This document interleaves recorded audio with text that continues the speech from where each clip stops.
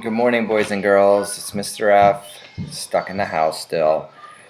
Today I'm going to be doing a couple of examples from lessons 7 and 8. I had a couple parents reach out to me and say that they're a little bit confused when teaching this. So I skipped A on lesson 7 because it's done for you, and I'm going to show you the way that I'm expecting it to be done. I think it's going to be a little bit easier than what they have on the paper. So today, basically, what the lesson's trying to accomplish is what I did in the last video. It's showing multiplication while decomposing fractions. So we're still breaking apart fraction, larger fractional units into smaller fractional units. And that's exactly what we're doing here. And the process in which we're doing it is using multiplication. So their number sentence is a little confusing, and I'm going to give you a couple tips to show you how you can make it really simple for your kids at home, and what I do in the classroom in small groups with your children. So if you look at question B, we have this is actually not a tape diagram anymore, it's an area model, and you can tell because it is more of a square than a rectangle. And kids seem to enjoy this better because it's easier to do your cuts and break it up into smaller fractional units. So what I tell the kids in the classroom is you're always starting with looking at the original fraction, a larger fraction. And that's pretty easy to see here because it is broken up into solid lines. And if you look at it, it's broken into two pieces. So we know we're dealing with a half. And you can see that 1/2 of the fraction is shaded in. And what I like to do is have the kids draw like a little triangle on top, and they're going to write on their tape diagram, or actually this is an area model today, 1/2. And that's way they know what they are starting with. And right here, I'm going to write in my fraction 1/2. Okay, and you see the equivalent sign because we're showing that 1/2 is equal to something. Well, the easiest way to figure this out is they did the cuts for you, and I always tell the kids in class these dotted lines are the universal sign for cutting with scissors. So we're taking the big fraction and cutting it into smaller pieces. Well, the way you figure that out is you look at it, how many rows, not how many cuts you made, but how many rows it made. Okay, and you can tell my cuts aren't perfect because it's not easy to make perfect cuts, but what's important is to see the rows, and you have 1, 2, 3. That means that we took our 1/2 and cut it into thirds, and that's exactly what we're going to do showing our multiplication sentence, and it's going to show us our equivalent fraction. So you have 1/2 times 1, 2, 3/3, the 3 rows, and you're going to have your new smaller fraction, which is 1 times 3. You're going to do the numerator, which is going to give you 3 pieces, and you can see it right here, 1, 2, 3. And then you're going to multiply the denominator, 2 times 3. And you're going to be left with 6. So I always have the kids square it off. 1/2 is the same as 3/6. Not the same fraction, but worth the same amount. If I ate 1/2 of a pizza, it would be the same as if my daughter ate 3/6 of a pizza, because these sixths are smaller pieces, the 1/2 is bigger, and you can see it right here in the area model. 1/2 is the same as this 1, 2, 3 sixths, and you could have your kids count 1, 2, 3, 4, 5, 6. See, it's that simple. It gets a little bit more complicated. What did I do with my paper towel to erase with? Right here. I'm going to erase, not to make fun of me, I'm using my daughter's little mini easel board somewhere over here, some kind of frozen. Oh, I'm frozen. All right, I'm back. All right, now we are going to move on to D. Okay, so I want you to look at your page on lesson 7, and now we're going to go down to D. Very similar. The only difference is, let me draw our area model. They still are starting with 1/2. And I'm going to have you write that right up there so you don't forget that that's the fractional unit we're starting with. And remember that half is their bigger fractional unit. And then I'm also going to shade it in like they did. And then what's important is to look at how many rows did they cut it into, not how many cuts they did, because it's always one less cut than row. So I'm going to look at it, I'm going to count. I see 1, 2, 3, 4, 5 rows, which means I'm going to do 4 cuts. 1, 2, 3, 4. So I have my 1, 2, 3, 4, 5 rows, which is really important because that's going to tell me what I'm going to multiply by. So I'm starting with my 1/2, which is equivalent to 1/2 times, how many rows do I have? 1, 2, 3, 4, 5. So I cut my half into fifths, 5 fifths, because whatever you do to the numerator, you have to do to the denominator. 1 times 5 is 5. 2 times 5 is 10. And this shows that 1/2 is the same amount as 5/10. And I want to reiterate, that does not mean it's the same fraction. It means it's worth the same amount. So my 1/2 is the same as my 5/10. And you could see it right in the area model. You got 1, 2, 3, 4, 5, and it makes up this 1/2. And it's really good to visual because it shows the solid line is what we started with, and then these little cuts like a scissor is how we make them into the little fractional units, the smaller pieces. So that is the entire top. I do want to go over question, I believe it's question 2, where they get rid of, hopefully this thing doesn't, yep, and it fell apart. How'd you get this to stay up, or did you like hold it? No. It just stayed up for you, right? Okay. Bear with me, guys. It's a slippery table I'm working with. Okay. Alright, now let's look at question 2. The only difference here is they're letting you make your fractional units into whatever you want it to be.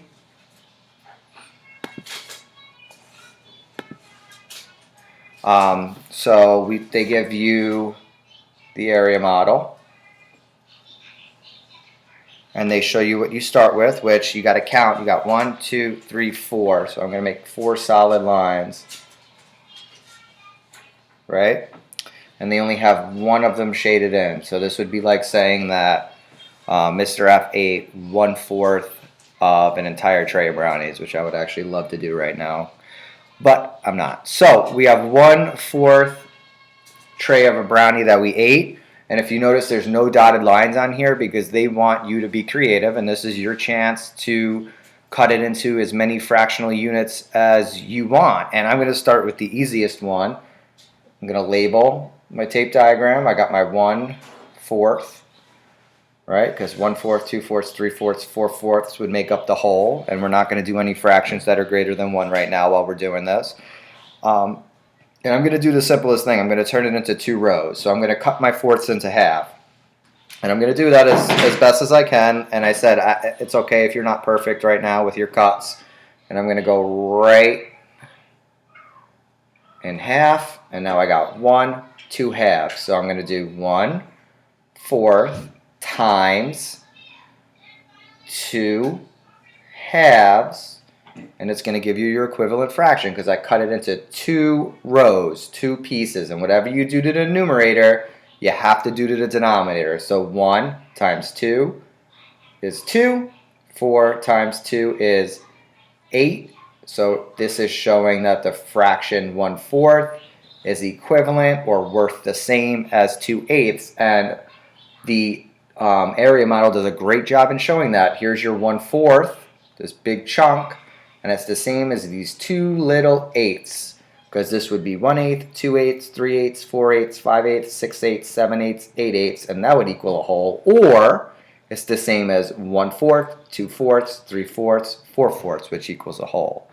So all we're doing today is we're not really adding or subtracting any fractions. All we're doing is using multiplication to show how fractions are equivalent.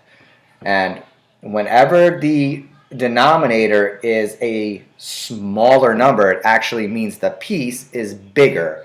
And it makes sense because that means the whole has been cut less times. Think of it as a piece of paper. The more times you cut that paper, the smaller the pieces are going to become, but the more amount you're going to have, the more amount of pieces you're going to have. And that's how I always think of it.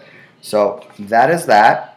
And then it gets into question 3, where they give you a number sentence, which this is really simple. This should be, you guys at home should fly through this, because all it wants you to do is show the number sentence to be true. So 2/5 is equivalent to 4/10. It wants you to show that the number sentence is true, and the way you do this is you draw your area model, and you're going to start with your 2/5. 1, 2, 3, 4, 5. 1, 2, 3, 4, 5. So you have your 1, 2/5.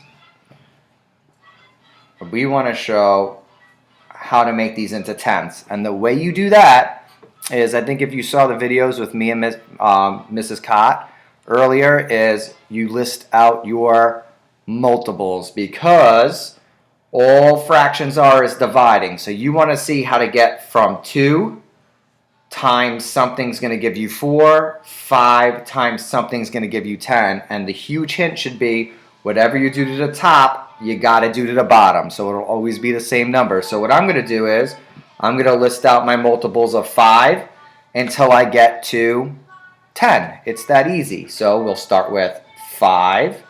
What comes after 5? You could always count up if you get stuck, but my kids in 4th grade are usually money with their 5. So 5, 10. And look at that. Spot on.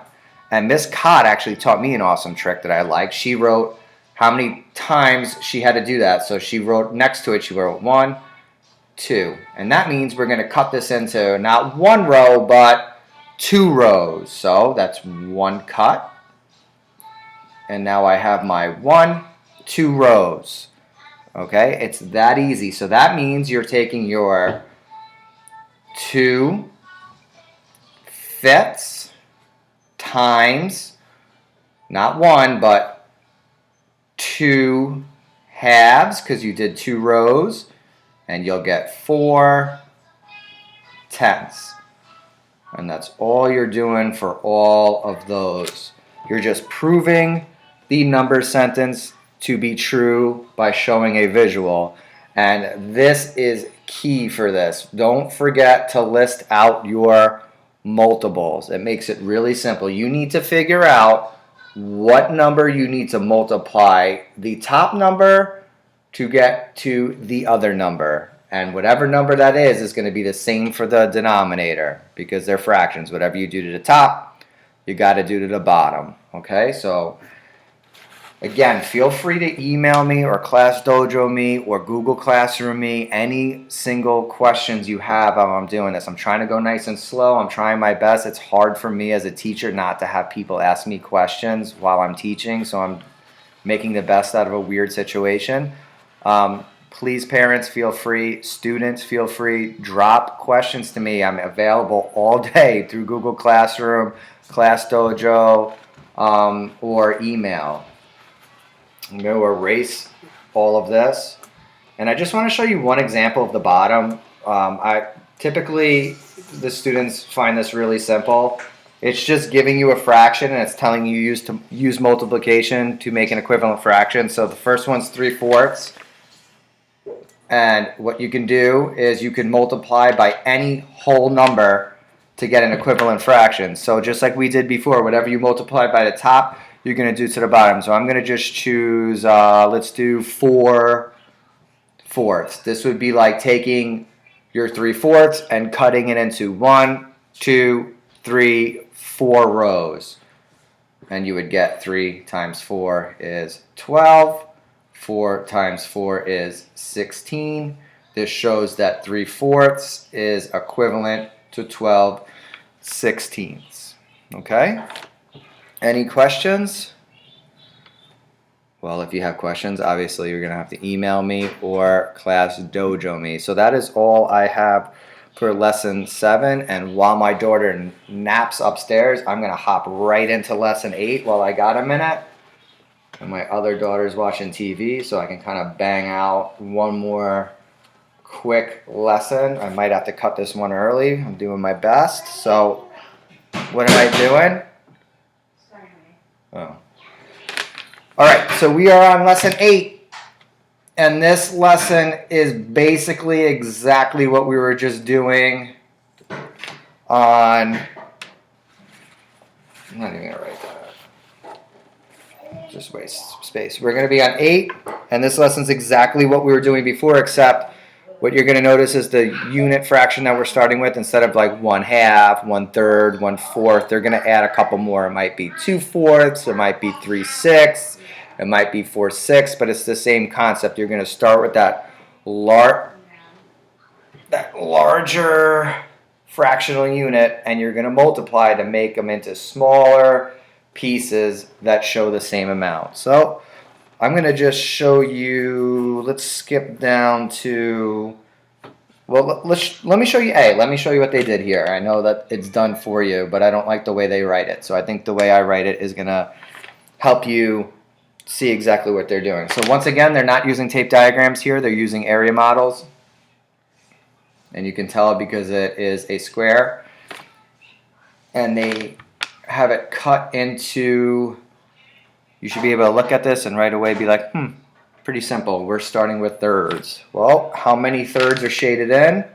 In the previous lesson, you could see that they were only doing 1. This time they starting with 2/3. And you can see that by the solid lines. Okay? And they're starting with it real simple. They're going to take these thirds and they're going to cut them into how many rows? 1, 2. And if you want to number them on the side, that is perfectly fine. Whatever helps you understand this easier. Okay? If you want your kids to count, they can. That's fine. They can say, okay, I have 1, 2, 3, 4, 5, 6. And how many are shaded in? I have 1, 2, 3, 4. So this is 4 out of 6 pieces. So this is showing the fraction 2/3 is equivalent to 4/6. And once again, we're going to show that by using multiplication. So 2/3 multiply the amount of rows, not cuts. The amount of rows. 1 row, 2 row, because we took those thirds and cut them into 1/2, 2 halves. So multiply by 2 halves, and you're going to get 2 times 2 is 4, 3 times 2 is 6, and it proves that 2/3 is equivalent or the same amount as 4/6. If I ate 2/3 of a pizza and my wife ate 4/6 of a pizza, it would mean we ate the same amount. My wife would have eaten smaller pieces, but more of them. I would have eaten bigger pieces, but less of them. But the amount would be the same. Okay, and I really do love the area model because it gives you a great image of how that is equivalent. I'm going to jump down to D, and then I'm going to stop for today. And if you have any other questions about Lesson 8, please feel free to email me or Google Classroom me or Class Dojo me. I'm available 24/7. It goes right to my cell phone, which, because I'm trapped in the house, is glued to my hip along with my 2 daughters. So please feel free to email me once again. Okay, so let's look at D. Question D. Let's see what they start with. 1, 2, 3, 4, 5, 6. So they're starting with 6. I know that because I'm counting the solid lines. If you see me looking down, it's because I'm looking at the lesson and notes that I took. So we have 1, 2, 3, 4. 1, 2, 3, 4, 5, and 6. 1, 2, 3, 4, 5, 6.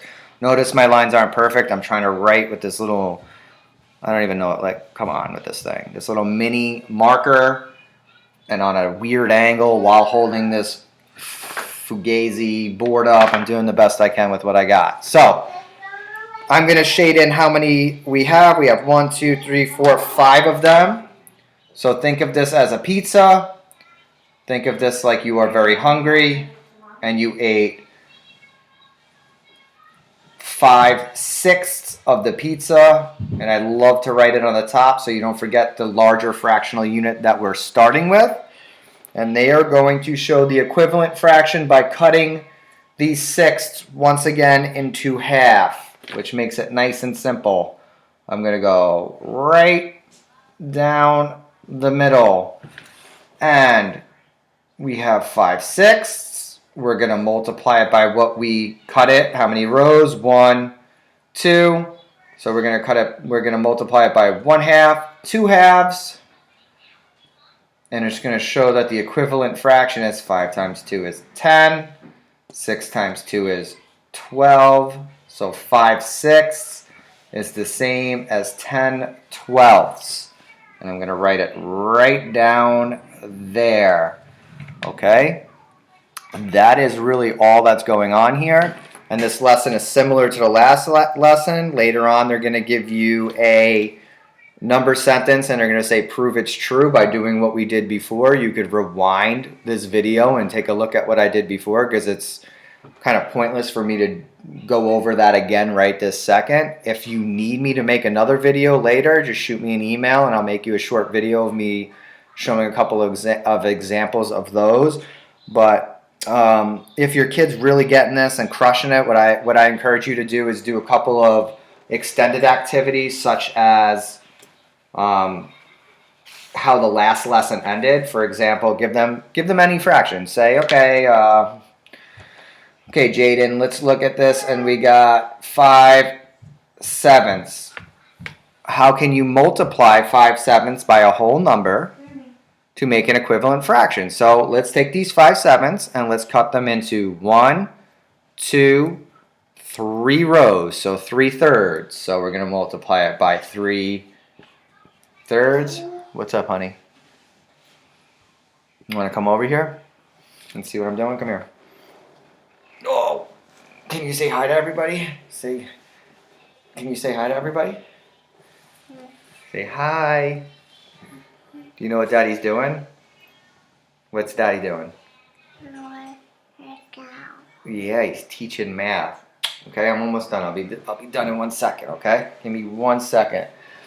Okay, so this is the extended